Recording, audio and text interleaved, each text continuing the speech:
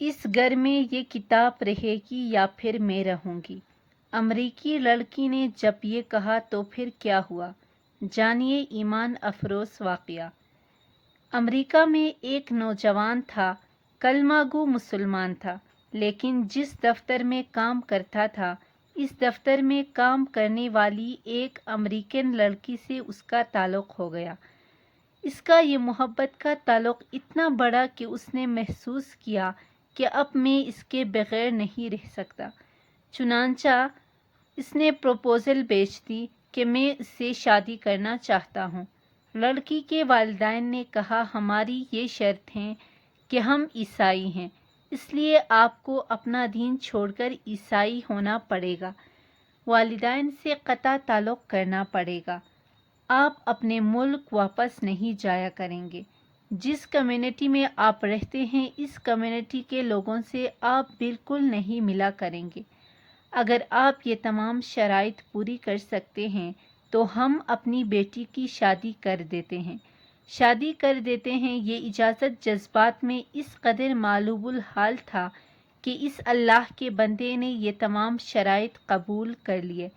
ماں باپ سے قطع تعلقی، عزیز و اقارب سے رشتہ ختم، ملک سے رشتہ ختم، جس کمیونٹی مسجد میں رہتا تھا وہاں آنا جانا ختم، حتیٰ کہ اپنا مذہب چھوڑ کر عیسائی بن گیا اور عیسائیوں کے ماحول میں زندگی گزارنے لگ گیا۔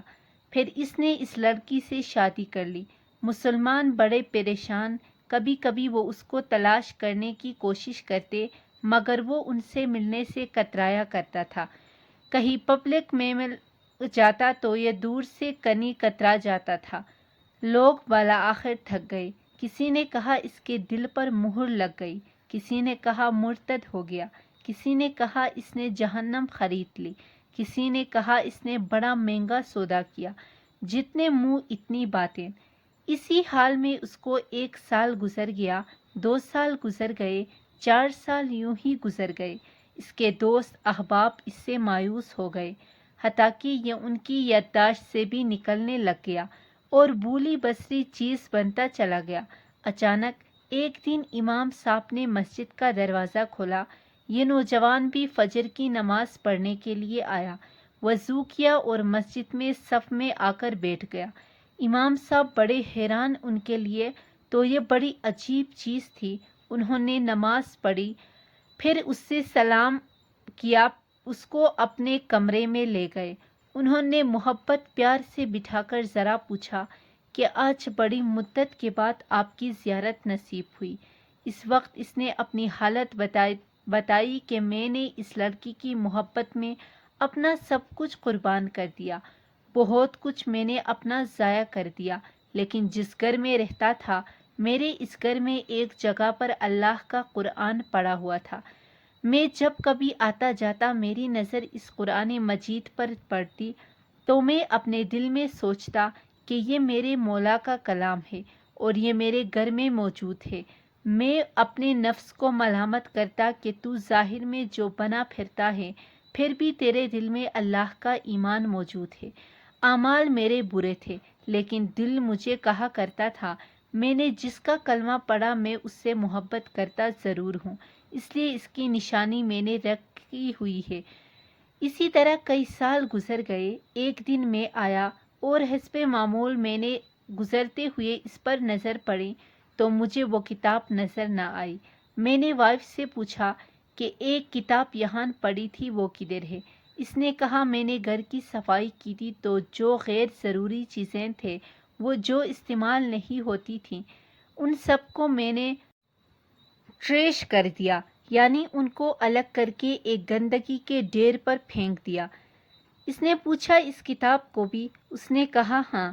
یہ نوجوان وہیں سے واپس گیا اور جا کر ٹریش کیبن میں سے وہ کتاب اٹھا لیا۔ جب لڑکی نے دیکھا یہ بڑی اسٹرانگ فیلنگ، شدید جذبات کا اظہار کر رہا ہے اس کتاب کے بارے میں، تو وہ بھی محسوس کرنے لگی کہ آخر کیا وجہ ہے۔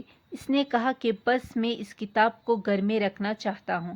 جب اس لڑکی نے کہا کتاب کو دیکھا کہ عربی ہے تو اس نے سوچا کہ اس کا اس سے کوئی نہ کوئی تعلق ہے۔